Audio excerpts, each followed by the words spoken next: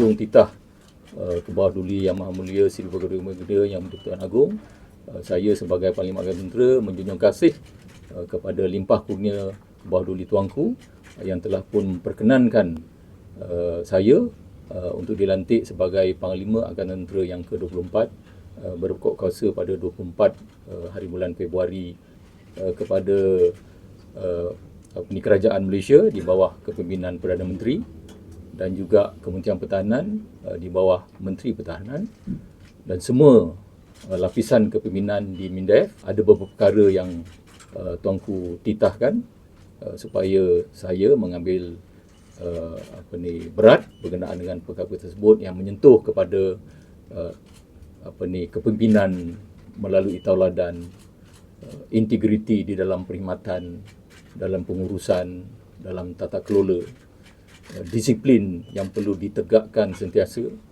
sebagai ketumbukan utama yang menjaga keselamatan dan juga kedaulatan negara. Tuanku menekankan juga berkenaan dengan kebajikan anggota itu yang perlu dititik beratkan dan juga memelihara serta memperkuatkan kembali moral anggota yang terjejas pada keseluruhannya dengan apa yang berlaku pada masa ini. Kami akan terus bergerak ke hadapan. Kita akan memperbetulkan apa yang kelemahan yang berlaku itu dan kita akan bekerjasama yang padu, yang transparan dengan semua agensi-agensi yang terlibat.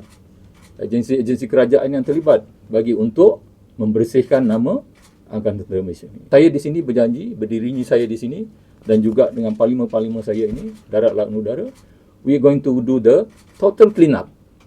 Total clean up. Jadi saya berjanji dan saya percaya dengan adanya panduan strategic guideline daripada Kementerian Pertahanan dan saya mendapat mandat utama daripada Duli Yang Maha Mulia Yang Bertuan Agong, itu memberikan satu keyakinan baru untuk kami, saya dan juga semua parlimen-parlimen untuk kita terus melihat tata kelola ini, memperbetulkan dia dan kita akan terus menganjak menuju angkatan masa hadapan sebagaimana yang digariskan dalam strategic plan utama Angkatan Tentera Malaysia.